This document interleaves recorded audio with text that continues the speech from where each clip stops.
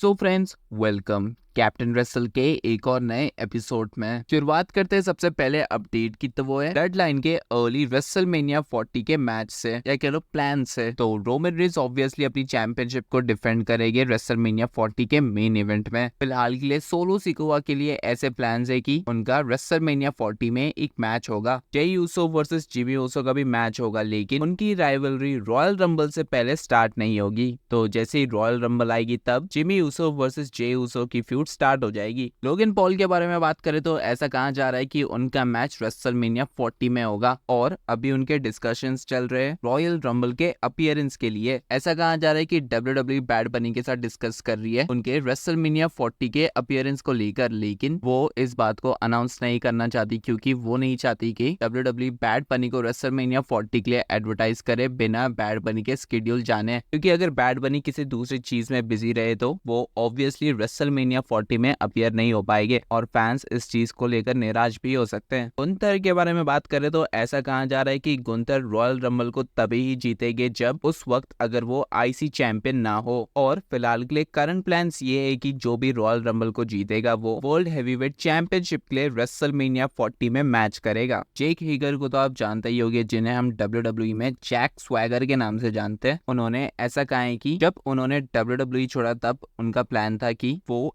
MMA में जाए और वो अनडिफीटेड रहे, और फिर वो वापस से WWE में आए और रेसल करे रोमन रेन से एट रेसलमेनिया। उन्होंने ऐसा कहा है कि हीट किक रोमन बट्स, एंड ये रोमन को भी पता है और मुझे भी पता है। वैसे क्या आपको लगता है कि Roman Reigns versus Jack Swagger का मैच कभी होगा? मुझे कमेंट में बता देना। जे यूसो ने अपने इंस्टाग्राम पे ये फोटो शेयर की है, जहाँ पे आप एक तरफ डोमिनिक और रिया रिप्ली को देख सकते हो, तो दूसरी तरफ रिया रिप्ली और जे यूसो को, जिसपे जे यूसो डोमिनिक को टैग भी करते हैं। वैसे कि आप जे यूसो और रिया रिप्ली की जोड़ी एक साथ देखना चाहोगे? मुझे कमेंट में बता देना। उमागा के बेटे सिला पार्टू को भाई WWE में आना है। वो ऐसा कहते हैं कि सोलो जिमी और रोमन स्मैकडाउन में है, और जे यूसो अकेला ब्लड लाइन का मेंबर रॉ में है। वो रॉ का बेबी फेस है और he is beefing with everyone in the back. अगर ऐसे ही चलता रहा तो जे यूसो रॉ को टेक ओवर नहीं कर पाएगा। मुझे ऐसा लगता है कि WWE को मुझे और जेकब फाटू को साइन कर लेना चाहिए, और हम रॉ में खुद की एक ब्लड लाइन बनाएंगे और किसी तरीके से हम स्मैकडाउन में चले जाए, ताकि हम उन तीनों को कन्फ्रंट कर सके। ब्लड लाइन की पूरी फैमिली लॉयल्टी और रिस्पेक्ट से बनी है, और तुम इनमें से कुछ भी नहीं दिखा रहे हो। और अगर ऐसा हुआ तो ये ट्राइबल कॉम्बैट की जगह ट्राइबल वॉरफेयर में बन जाएगा,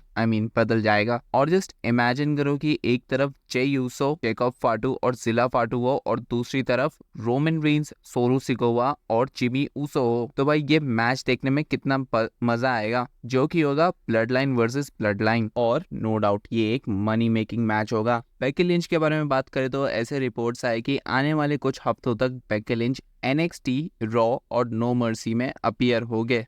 आपका इन सब अपडेट्स के बारे में क्या ओपिनियन है? मुझे कमेंट करके जरूर बताना। ऐसी WWE रिलेटेड अपडेट्स के लिए चैनल को सब्सक्राइब करो।